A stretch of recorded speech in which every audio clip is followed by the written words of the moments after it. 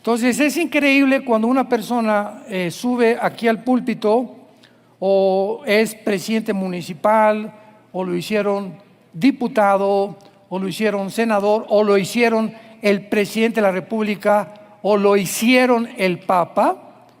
En el momento de sentarse en el trono, el poder nos comienza a descomponer. Una persona puede haber sido toda su vida una persona honesta, etcétera, etcétera, pero cuando tú le das poder a una persona, en ese momento descubres claramente el carácter de esa persona. Muy bien. Vamos a hablar acerca del análisis de la apostasía y vamos a ver en primer lugar que la Biblia dice claramente en 1 Timoteo 4:1. Quiero que sepas, le habla Pablo a Timoteo, que el Espíritu dice claramente, sin ningún lugar a dudas. ¿Qué cosa? Que ¿cuándo? Que en los postreros tiempos, algunos, no todos, gracias a Dios, pero algunos van a apostatar de la fe, escuchando a espíritus engañadores y a doctrinas de demonios. Por la hipocresía de mentirosa que teniendo cauterizar la conciencia, prohibirán casarse y mandarán abstenerse de alimentos que Dios creó, para que con acción de gracias participaran en ello los creyentes y los que han conocido la verdad. Esto pues claramente está dirigido al Vaticano, ¿verdad? Porque la Iglesia romana fue la primera que rompió completamente con el patrón bíblico, completamente con los decretos y los mandamientos de Dios, y fueron los que dijeron: si quieres servir a Dios, no te puedes casar. Tienen que hacer el orden del celibato sacerdotal.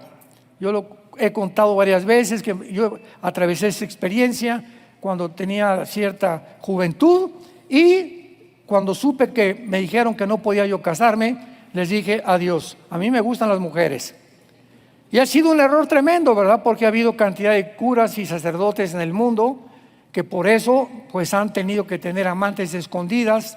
Simplemente en España, entre los seminarios de monjas y de sacerdotes, encontraron túneles llenos de abortos, tanto de monjitas como sacerdotes o curas que estaban en el otro lado, y le ganaron a los de Hamás, haciendo túneles, ¿verdad?, para poder tener relaciones con las monjitas.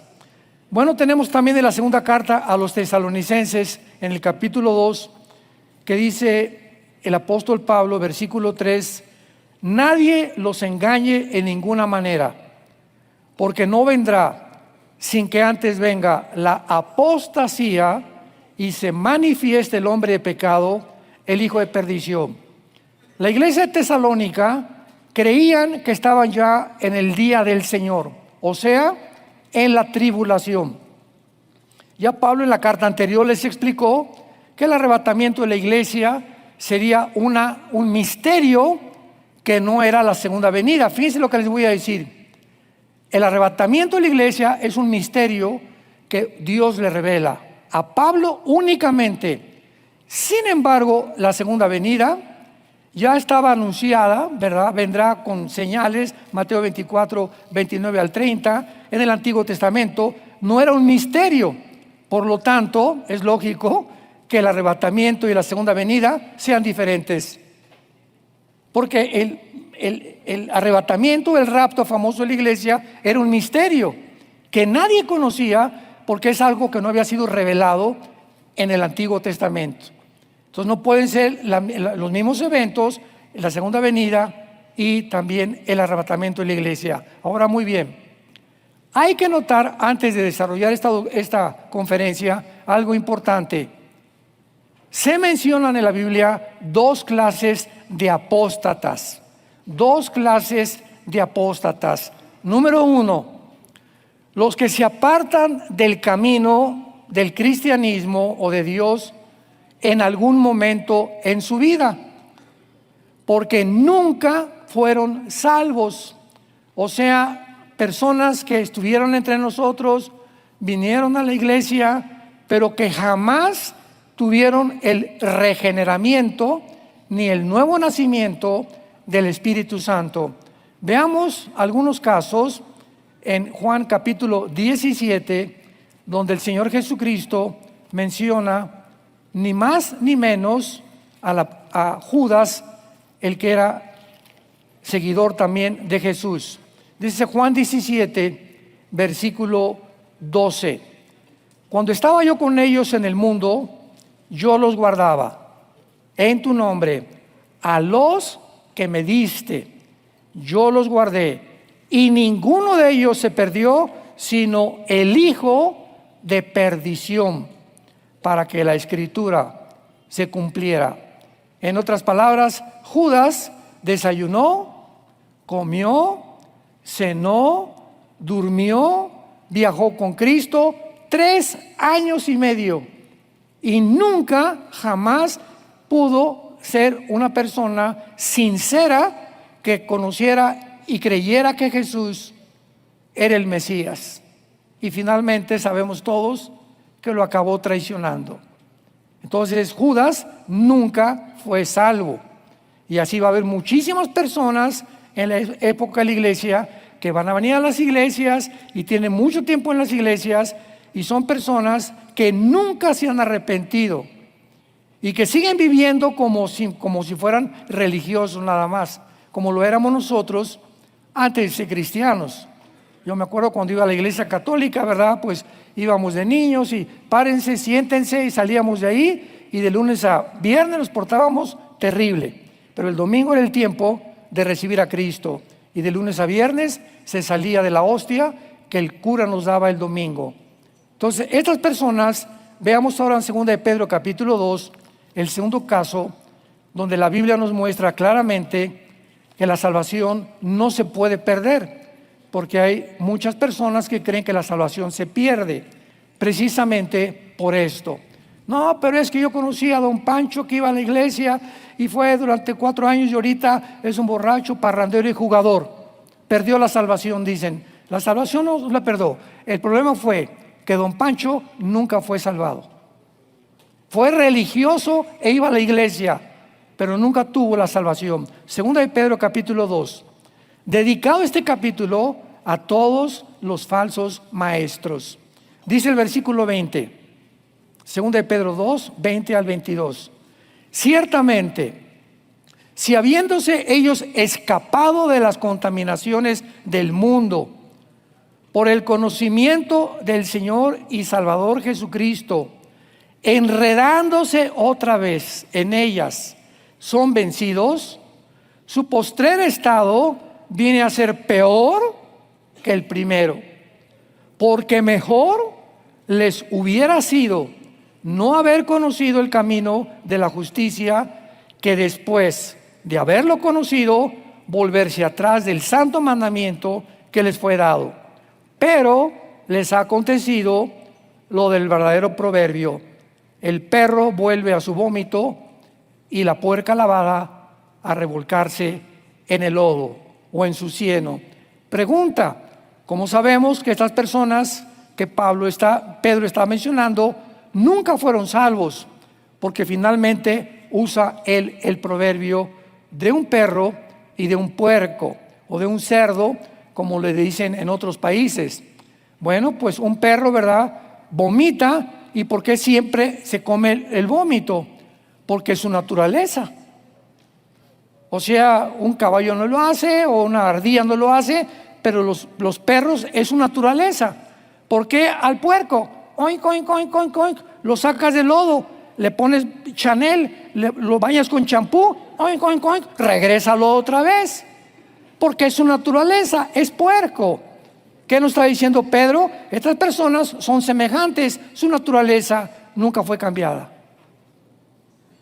Por eso su estado es peor, y regresaron al estado peor que cuando comenzaron a tener el conocimiento, supieron que Cristo era el Salvador, que Cristo salva, que Cristo murió, pero nunca se arrepintieron.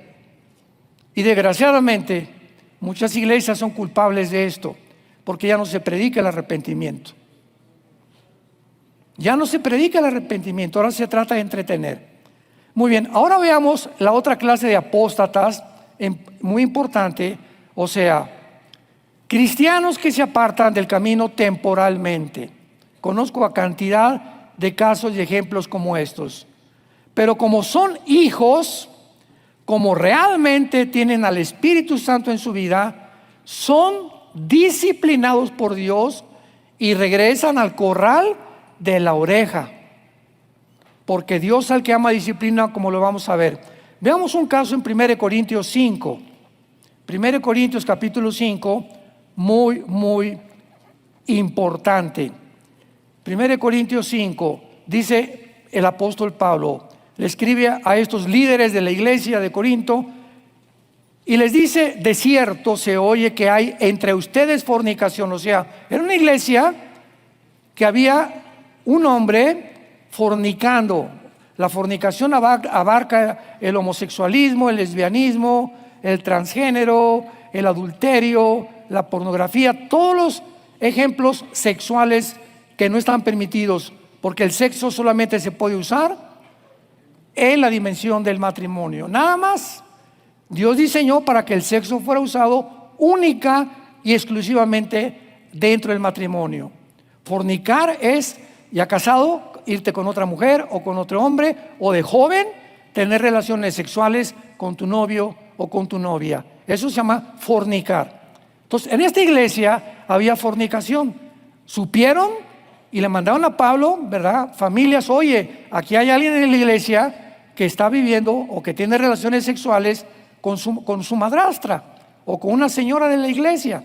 Y Pablo se enoja y les dice: tal fornicación, cuando ni aún se nombre entre los gentiles, tanto que alguno tiene la mujer de su padre. Con su propia madrastra alguien estaba fornicando. Y ustedes, les escribe Pablo, están envanecidos. ¿No debieran más bien haberse lamentado para que fuese quitado de en medio? Vean la disciplina de Dios. A esta persona la deberían haber sacado de la iglesia. De vosotros el que cometió tal acción. Ciertamente yo, dice Pablo, como ausente en cuerpo, pero presente en espíritu, ya como presente juzgado al que tal cosa ha hecho. En el nombre de nuestro Señor Jesucristo, reúnanse ustedes y mi espíritu con el poder de nuestro Señor Jesucristo, y el tal sea entregado a Satanás para destrucción de la carne, a fin de que el espíritu, ¿qué cosa?, sea salvo en el día del Señor Jesús. La orden que tenían los líderes de esta iglesia es: esa persona, quítenla de en medio, sáquenlo de la iglesia, y el momento en que alguien sale fuera de la iglesia, queda en manos de Satanás. No es que aquí sea la iglesia, porque la iglesia somos nosotros, pero cuando alguien es apartado de la comunión de los santos, ¿con quién vas a tener comunión? Con tu compadre que se emborracha en la cantina, ¿verdad? Con familiares tuyos que no son cristianos, que ven pornografía, que te ríes de los chistes de ellos, y te regresas al mundo de donde Dios nos sacó. Entonces vemos claramente un ejemplo de esta persona que, aun cuando iba a ser expulsado de la iglesia y tal vez entregado e iba a morir, él iba a ser salvo, porque la salvación no se puede perder. Y al llegar al cielo, pues ya Dios se encargaría en el tribunal de Cristo, ¿verdad?, que es el tiempo en el que vamos a estar cuando esté la tribulación en el mundo, cómo vamos a ser recompensados, y muchos van a ser avergonzados, y muchos, cuando regresemos a morar en el milenio, van a ser como soldados rasos nada más. Porque dice Apocalipsis 20, versículo 2 y 3, que hay muchos que van a estar sentados en tronos, cristianos que van a ser gobernantes en la otra vida, por la vida que llevaron ejemplar. Por eso no nos cansemos de hacer el bien, porque vamos a recoger lo que hemos sembrado. Y vean ustedes finalmente en Hebreos 12, ya algo mucho más claro. Recordamos que la Biblia es una revelación progresiva. Tenemos que juntar varios pasajes, varios versículos. Hebreos 12, versículos 5 al 8. Ya han olvidado la exhortación que como a hijos se os dirige diciendo: Hijo mío, no menosprecies la disciplina del Señor, ni desmayes cuando eres reprendido por Él, porque el Señor al que ama disciplina y azota al que recibe por hijo. Si soportan la disciplina, Dios los trata como a hijos, porque ¿qué hijo es aquel a quien el Padre no disciplina? Pero si se les deja sin disciplina, de lo cual todos han sido participantes, entonces son bastardos y no son hijos. En otras palabras, si alguna persona que se dijo cristiano se alejó de Dios por X causa y nunca le pasó nada en la vida y finalmente se muere a los 5 o 6 años, dice la Biblia que porque nunca regresó, porque nunca fue hijo, era bastardo. O sea, nunca tuvo el nuevo nacimiento, nunca se arrepintió. Dios no puede tratar con una persona. Yo no puedo ir a la casa de mi vecino y decirle al niño: oye, ven para acá, y darle nalgadas. Va a salir mi vecino y me va a decir: oye, Armando, ese no es tu hijo, dale nalgadas a tus hijos. Claro, disciplinamos a los nuestros. Lo mismo hace Dios con sus hijos y con sus hijas. Dios no se mete si tú no eres cristiano, te deja que hagas lo que te dé la gana y no te disciplina, pero nosotros estamos al entrar al reino de Dios bajo la disciplina y la mirada continua del Señor Jesucristo. Entonces, esto es muy importante porque ahora vamos a la segunda carta de Timoteo, donde vamos a desarrollar nuestro estudio. Y es importante que esta segunda carta de Pablo a Timoteo fue la última carta que Pablo escribe desde su prisión en Roma. Pero al contrario de la primera carta a Timoteo, en la cual le provee de instrucciones para saber cómo pastorear una congregación local, su enfoque en la segunda carta fue la fidelidad personal que Timoteo debería de mantener como todo ministro de Jesucristo. Pablo urge aquí a Timoteo a no desmayar, a permanecer firme en medio de la persecución en que se encontraba la iglesia en tiempos del emperador Nerón. Pablo le dice, ¿verdad?, y exhorta en el capítulo 1 a guardar lo que él había aprendido. En el capítulo 2 a permanecer como obrero fiel que traza la palabra de verdad. En el capítulo 3 le advierte de los falsos maestros y en el capítulo 4 a predicar la palabra en todo tiempo y le urge a que termine su carrera, porque muchos comienzan bien y terminan mal. Entonces no es como comenzamos, es como cuando una persona, vean este ejemplo, llega con el juez: a ver, tráigame al Pitirijas, Tijas, Cuijas. Pitirijas, tienes 50 años de prisión. ¿Por qué? Porque mataste ayer a una persona o hiciste un crimen espantoso. Y el Pitirijas le contesta al juez: pero hace 5 años hice un asilo para ancianos, y hace 1 año hice un orfanatorio, y hace 3 semanas me vestí de Santa Claus, era Navidad, y le regalé dulces a los niños. ¿Qué le contesta el juez? Mira, no importa lo que hayas hecho antes, lo que hayas hecho antes está borrado, te condeno por lo que hiciste ayer. Entonces las cosas buenas que hiciste no te las voy a tomar en cuenta, tú te vas a la cadena perpetua por asesinato. Entonces lo mismo con Dios. Cuando te mueras, pero hice esto, hice aquello y me porté bien, etcétera, y te mueres en fornicación o te mueres en algún otro pecado, ¿verdad? Dios te libre de la condenación eterna. Eso es lo que Pablo está tratando de decirle a Timoteo.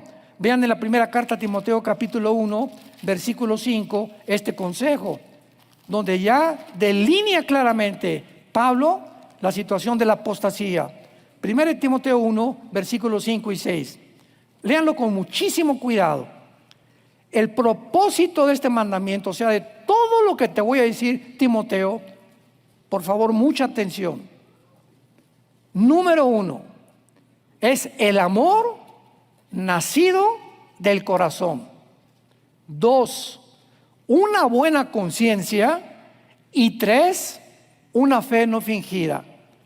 Ten cuidado, Timoteo, que tu amor por la obra del Señor no sea por intereses o porque no tengas trabajo, quieras ser pastor y pues vas a ganar un poco más de dinero, o por lo que estás haciendo es realmente porque quieres popularidad, o te metiste ya a YouTube a subir videos y decirles manden la campanita y tengo ya esto, para que tengamos que tu motivación nunca sea más que la gloria de Dios.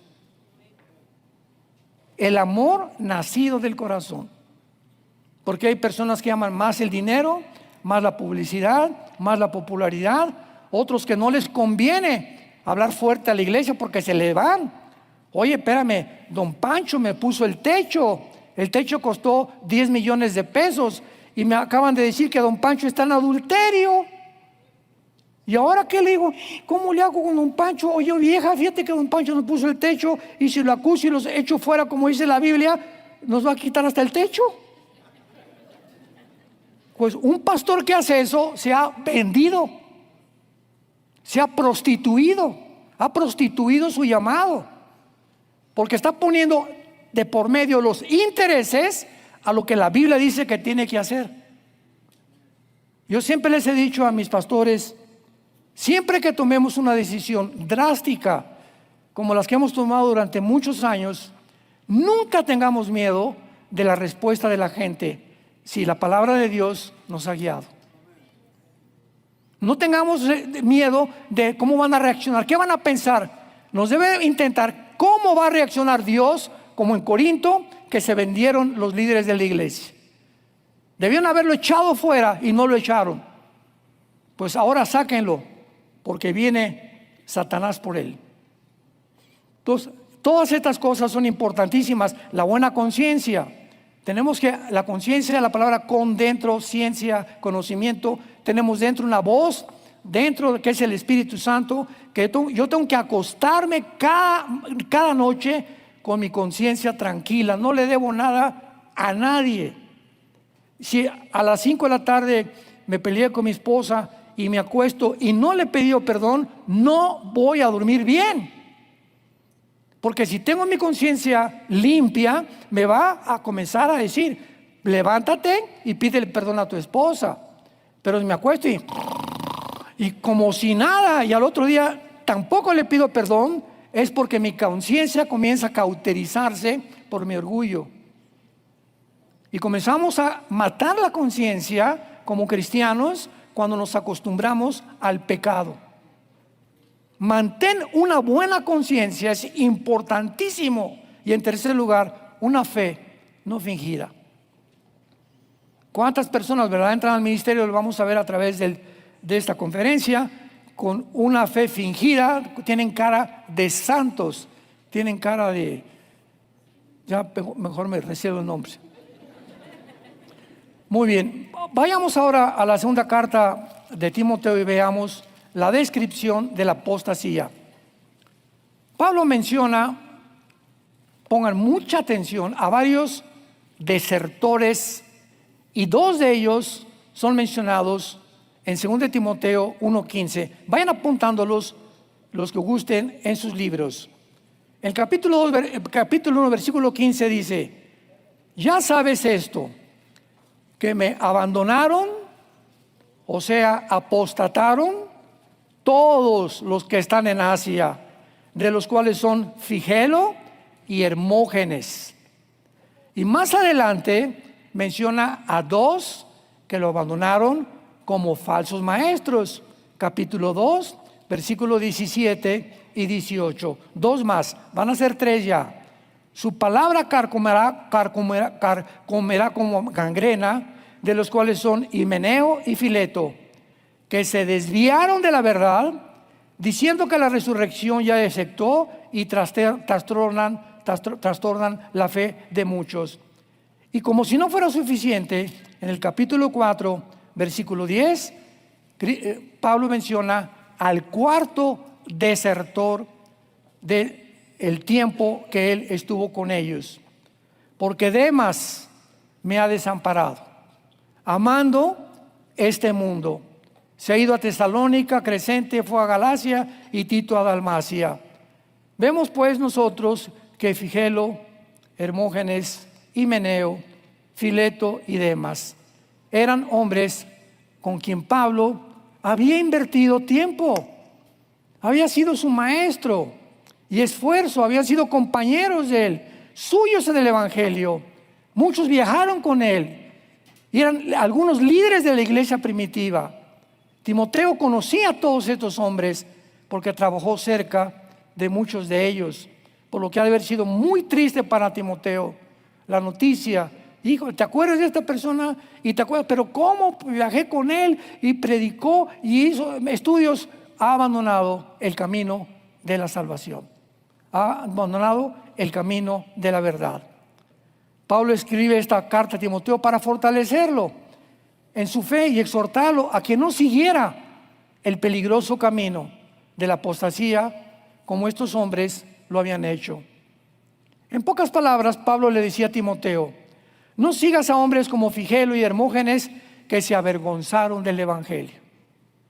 ¿Cuántos, verdad, líderes están con políticos o están con personas importantes o con tus suegros o con la familia en Navidad y se avergüenzan del Evangelio? Ni siquiera dan un mensaje en Navidad, ni testifican a su compadre o a su jefe de trabajo. Se avergüenzan del Evangelio y poco a poquito, sin que te des cuenta, te vas a ir deslizando como un barco cuando está amarrado en un muelle. Sueltas las amarras al bastión donde está amarrado el barco, y el barco, ¿qué va a pasar cuando venga el viento? Se comienza a ir hacia mar adentro.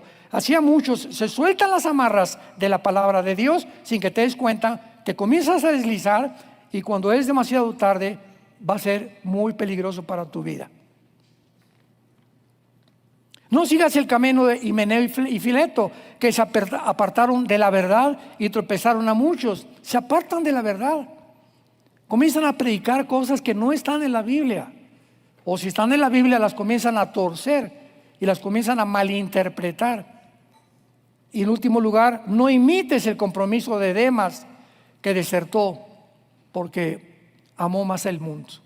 Unos se avergüenzan por el Evangelio y apostatan. Otros se apartan de la verdad y otros aman más el mundo. Un clásico ejemplo, la esposa de Lot. ¿Se acuerdan? En el capítulo 19 del Génesis, cuando los ángeles llegaron a Sodoma, le dijeron a Lot: ve con tu familia, córrale, sálganse, porque Dios va a destruir Sodoma y Gomorra. Y por favor, les hizo una recomendación el ángel: cuando vayamos huyendo y saliendo de Sodoma, no vuelvan la cabeza hacia atrás, no volteen a ver lo que está allá atrás. Pues la mujer de Lot desobedeció al ángel y volteó cuando estaba la destrucción y se convirtió en una estatua de sal. ¿Por qué? Porque la esposa de Lot amaba más el mundo. Le dolía dejar lo que ella tenía en Sodoma y en Gomorra, más que el llamamiento que Dios le estaba haciendo hacia una vida eterna. ¿Y cuántos cristianos de la misma manera creen que el mundo tiene todavía mejores cosas que ofrecernos? No, pues mejor yo no soy cristiano y mis amigos se divierten y van acá y van a Las Vegas y esto y el otro y fornican entre los jóvenes. Es mejor el mundo, me divierto más. Sí, esa es la trampa que Satanás nos pone. Pero si te das cuenta, fíjate nada más en qué terminan todos tus amigos tarde o temprano.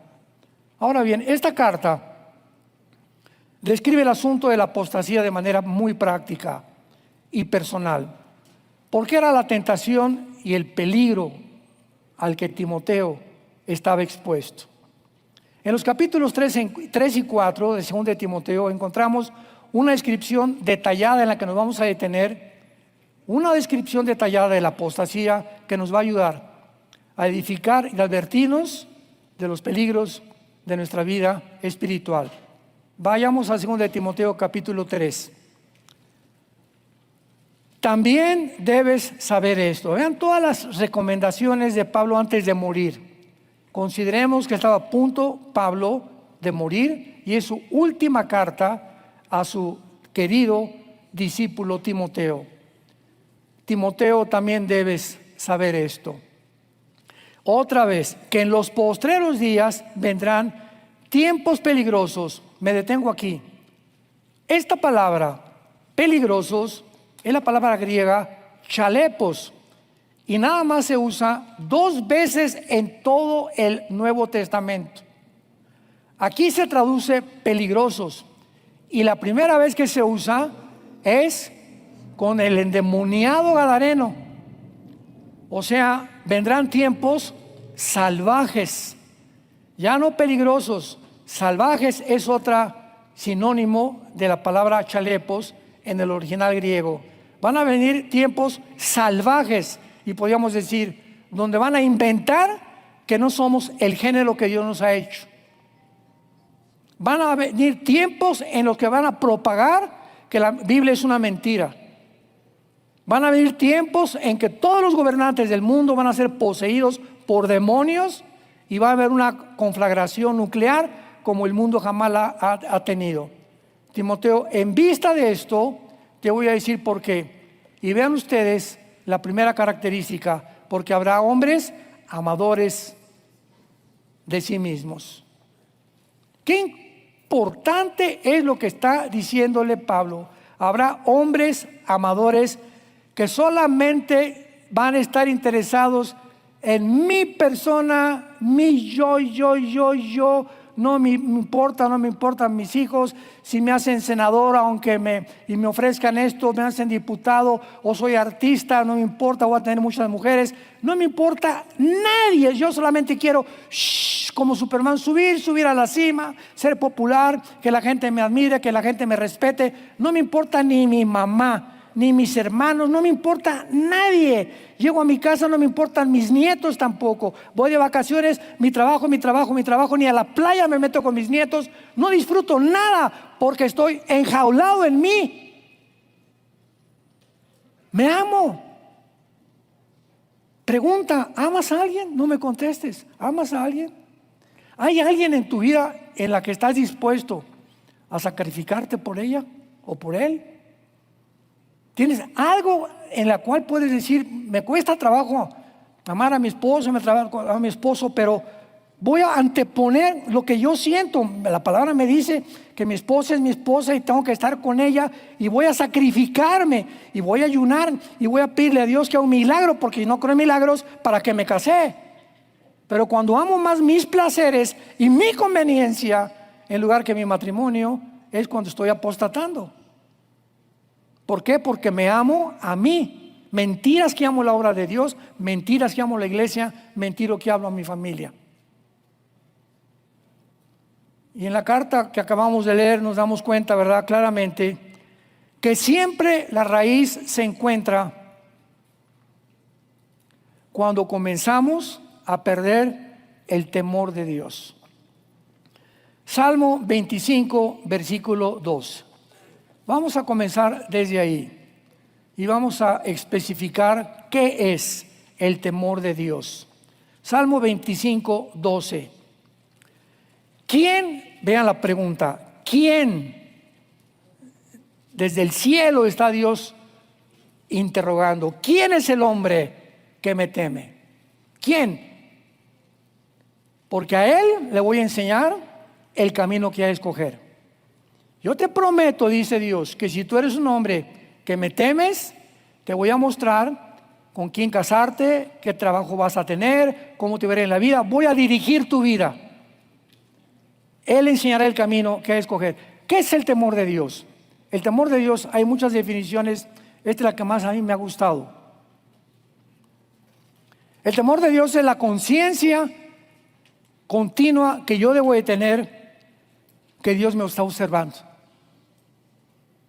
Que Dios me está observando las 24 horas del día. En otras palabras, si yo me meto y me voy a un viaje a un hotel y prendo el canal para ver pornografía, ¿por qué estoy sintonizando la pornografía o en mi casa cuando nadie me ve? Porque nadie me ve y se me olvidó. ¿Qué cosa? Que Dios sí me ve. Entonces, ¿cuántos seres humanos hacen lo que hacen porque creen que Dios no los ve? Porque si creyeras que Dios te ve, no harías lo que haces cuando estás solo o cuando lo haces a escondidas. Es lógico. Si realmente tememos el temor de Dios, no haríamos lo que hacemos cuando nadie nos ve. Porque aunque nadie nos ve, siempre mi conciencia está, Dios me observa y nos paga conforme a nuestras obras. Dice Proverbios capítulo 2, el rey Salomón: hijo mío, si recibes mis palabras y mis mandamientos guardas dentro de ti, haciendo estar atento tu oído a la sabiduría, si inclinas tu corazón a la prudencia, si clamas a la inteligencia y a la prudencia dires tu voz.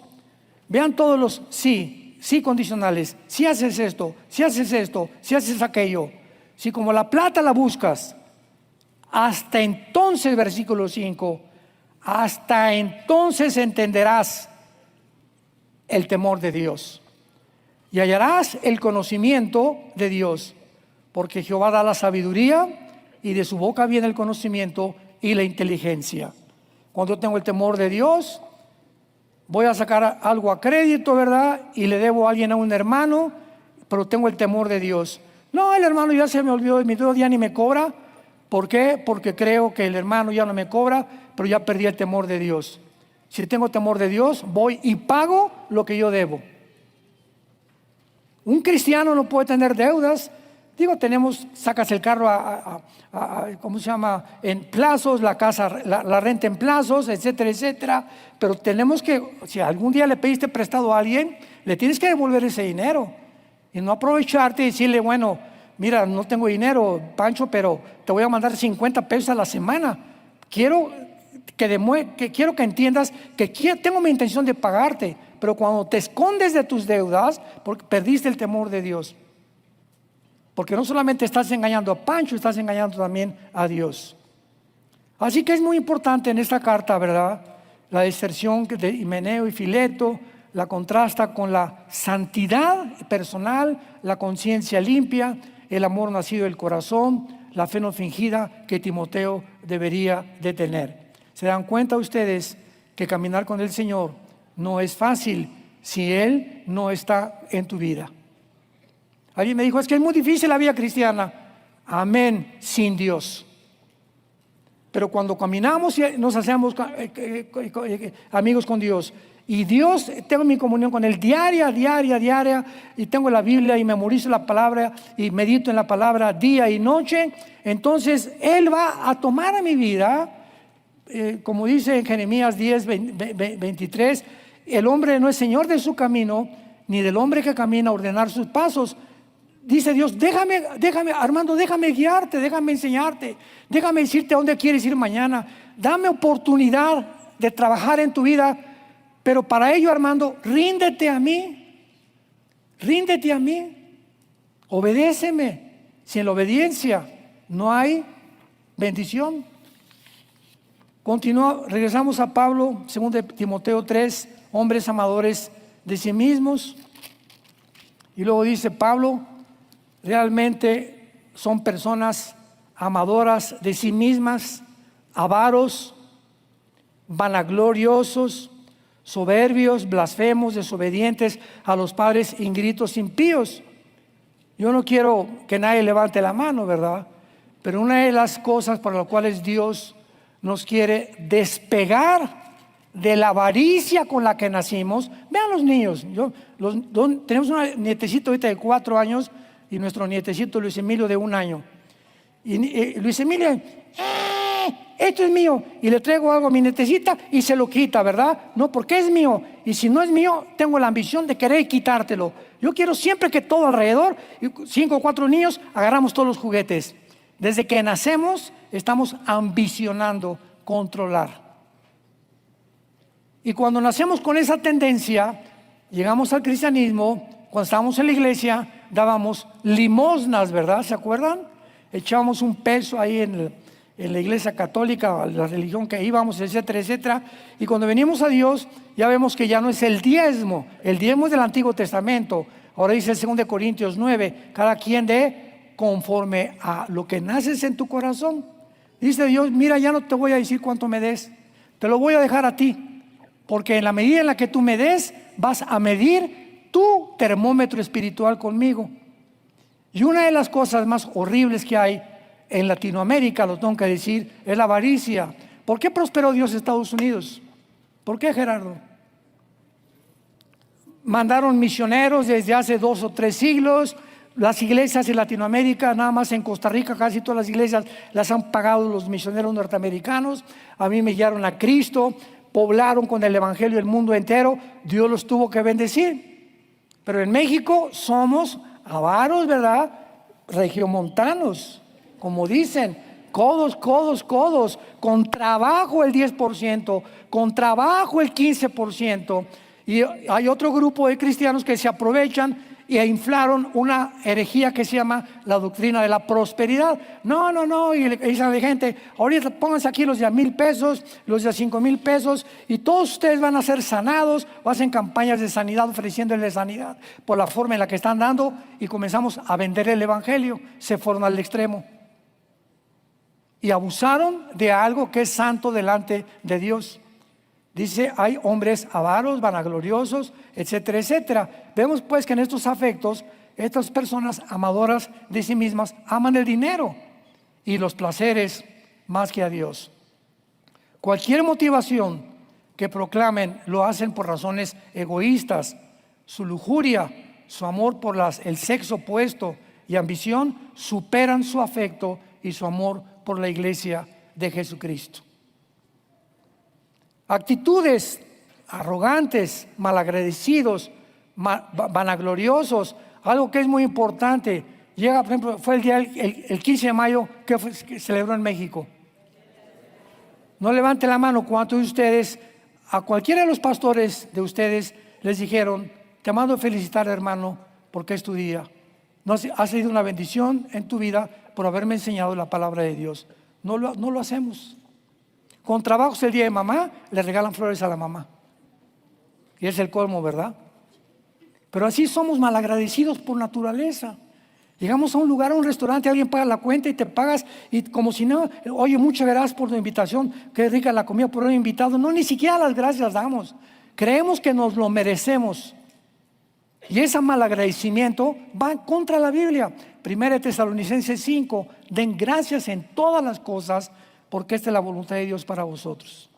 Tenemos que ser agradecidos con las personas que nos han ayudado, con los que te han bendecido, en tu familia, con tus hijos, con tus padres. No importa lo que sean tus padres, sé agradecido toda tu vida y Dios te lo recompensará. Y estas acciones también incluyen las obras. Dice aquí en el versículo del 6 al 9, porque de estos, o sea, de toda esta línea de calificativos que se les dan, son los que se meten en las casas y llevan cautivas a las mujercillas cargadas de pecados, arrastradas por diversas concupiscencias. Vemos aquí, ¿verdad?, que tienen como blanco estos falsos maestros, falsos líderes, hombres corruptos, pederastas, lujuriosos. Tienen como blanco a las mujercitas pecadoras que andan buscando ser libres de culpa, como también de continuar su vida de placeres, y se aprovechan de ellas. ¿Cuántas niñas no tienen trabajo, no tienen, y luego las secuestran, las ponen a la prostitución, precisamente porque andan buscando ese tipo de cosas y se dicen cristianos? Ya no quiero nombrar personas que conozco yo que fueron capturados, están ahorita en la cárcel en Estados Unidos porque tenían iglesias y las dedicaban al tráfico de niños. Hay de todo en la iglesia, hay de todo. Cristo tuvo a un Judas. Entre nosotros no todos tienen cara de San Anselmo.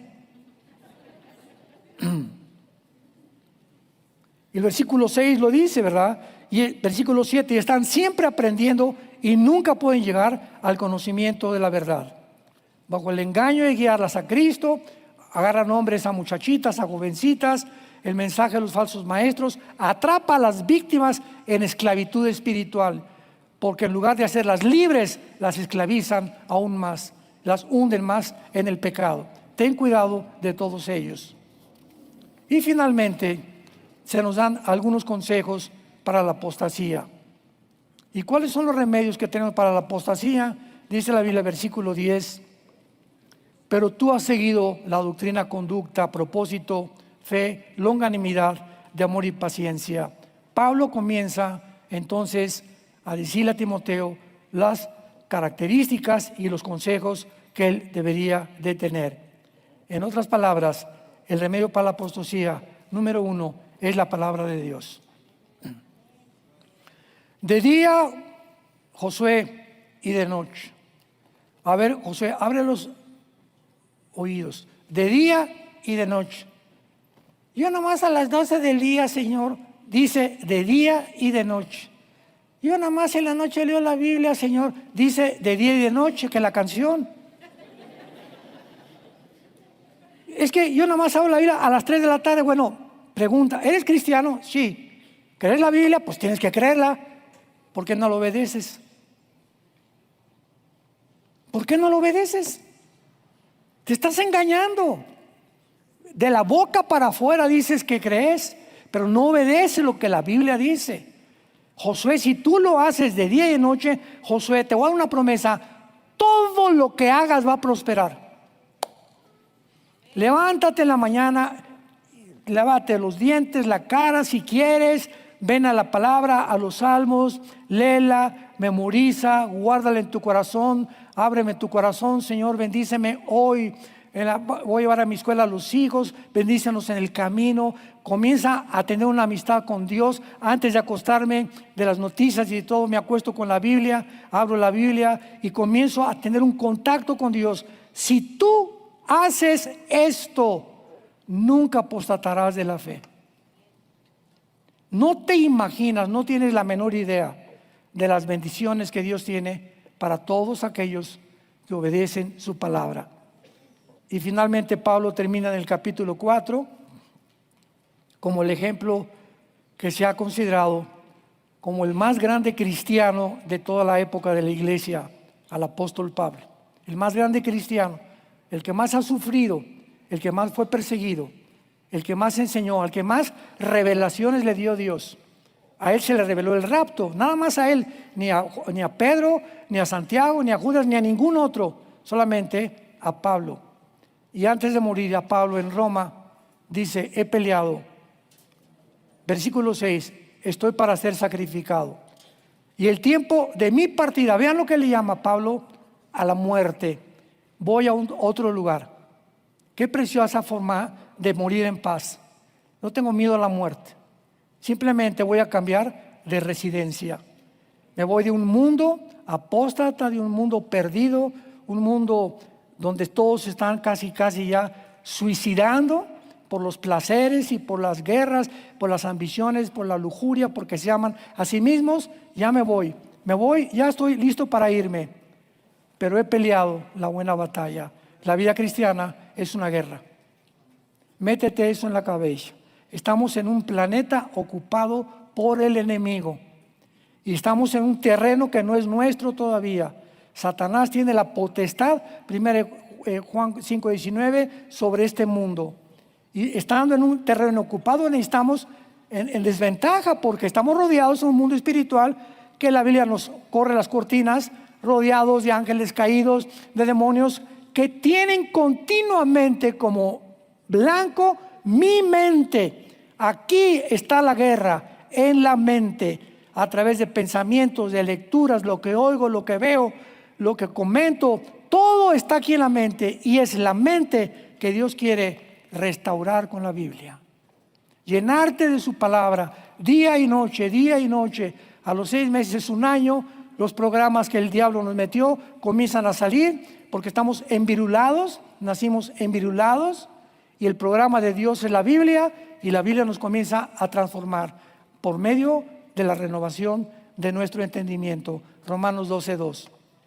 Y cuando tú comiences a renovar tu mente, conocerás que la voluntad de Dios para tu vida es buena, agradable y perfecta. Que el amor de Dios es inmensurable, porque en esa cruz Cristo nos demostró cuánto nos ama Dios. Si alguien quiere conocer cuánto te ama Dios, abrió sus brazos en una cruz y te dice en esta tarde: te amo, y tú tienes abajo en la tierra que pelear. No te escondas en una trinchera, toma la espada del Espíritu, ponte el casco de la salvación, el escudo de la fe. No pierdas la confianza en mi palabra para apagar los dardos del maligno, y resiste porque vengo pronto por ti. Es lo único que nos pide Dios, hacer resistir hasta que Él venga. He guardado la fe. Por lo demás, me está guardada la corona de justicia, la cual me dará el Señor, juez justo en aquel día, y no solo a mí, sino a todos los que aman su venida. Estos últimos meses le he preguntado a todos los cristianos casi con los que me he encontrado, en mis viajes, en el avión, etcétera, etcétera: oye, ¿te gustaría que viniera Cristo?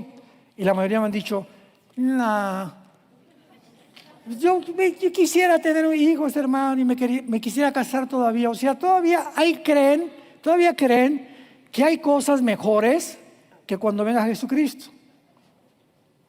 Decimos en mi tierra, chamacos babosos. Usando la expresión, ¿verdad? De Oaxaca. Yo soy de Oaxaca. Entonces, qué increíble es que podamos nosotros llegar a pensar eso, ¿no? Como la esposa de Lot. Y Pablo, no, todos los que aman la venida, yo, toda la noche, yo creo, Señor, a lo mejor vienes hoy en la noche por mí. Señor, yo le digo a Dios, siempre le pido a Dios, me está escuchando, sabe que estoy diciendo la verdad. Siempre le pido a Dios, Padre Santo, yo te pido que si vienes hoy, nos lleves a todos. No me lleves a mí nada más, que vengas por nosotros todos, que seamos la generación de la higuera, los que no vamos a gustar la muerte. Pero te estamos esperando, Jesús. Le digo todos los días, Jesús, ven pronto por nosotros. Porque amo que Él venga ya y nos saque de este mundo. Pero mientras estamos aquí, prediquemos la palabra de Dios con la pasión del Espíritu de Dios. Oremos. Te damos gracias, Padre. Todos queremos expresar estas palabras del apóstol Pablo antes de morir. Pablo murió con un amor no fingido. Verdaderamente Pablo amó a Dios. Y él estuvo dispuesto a pagar cárceles, persecuciones, traiciones, maldiciones, malos tratos, porque te amaba. Y nos dejó también grabadas sus palabras diciendo: de ninguna cosa hago caso, ni estimo preciosa mi vida con nadie, con tal de que acabe la carrera que Dios me ha llamado. De ninguna cosa hago caso. Padre, te damos gracias porque nos has llamado con un llamamiento santo, y gracias también porque nos has hecho renacer para una esperanza viva por medio de la resurrección de Jesucristo entre los muertos, a una herencia incorruptible, y porque todas las cosas que pertenecen a la vida y a la piedad ya nos las diste por medio del conocimiento sagrado de Jesucristo, para que participemos de tus promesas y de la naturaleza divina que tenemos en nuestra vida por tener la persona de Jesús en nuestro corazón. En esta noche, en esta tarde, si tú eres un pastor o no eres pastor, quiero decirte algo: eres el pastor de tu casa, y te hablamos a ti también como jefe de familia para que tomes la responsabilidad delante de Dios y les dejes a tus hijos el más grande ejemplo que les podamos dejar. Que al morir nuestros hijos puedan decir: mi padre no me dejó una casa tal vez, ni me dejó una herencia, pero mi padre me enseñó a confiar en Jesucristo, y si morimos con esa confianza, que nuestros hijos mueren con Cristo, morimos tranquilos, porque sabemos que Él nunca, nunca, nunca los va a dejar, ni los va a abandonar. Gracias, Padre, por esta herencia preciosa que tenemos en ti. Y en esta noche, los que no tengan a Jesús, dile en tu corazón: Señor, te necesito. Creo que en esta cruz pagaste por mí. Ya no quiero seguir viviendo en pecado, y reconozco que yo no tengo el poder para poder dejar el pecado. Por eso vengo a ti, para que tú entres a mi vida y me des ese poder y me ayudes a cambiar mi manera de vivir porque quiero ahora vivir la corta vida que me queda para conocerte, servirte y adorarte en espíritu y en verdad. Porque te doy las gracias por esa sangre hermosa que derramaste y por tu resurrección de entre los muertos. Te lo pido en el nombre de Jesucristo. Amén. Preciosa Biblia, maravillosa palabra de Dios. Los cielos pasarán, pero la palabra permanecerá. Ahorita todo se está derrumbando. El comunismo, la ideología, las monarquías, la democracia, el capitalismo, todo a nuestro alrededor se está derrumbando. Todo, las religiones. Y nunca como antes, la verdad inconmovible que nos sostiene la Biblia con los principios más profundos de ética y de moral que Dios nos deja como seres humanos para vivir y conocer lo que es verdaderamente vivir para Dios. Qué maravilloso que tú puedas en esta noche haber aceptado a Jesucristo en tu corazón. Y antes de retirarnos, simplemente te doy 3 consejos rápidamente.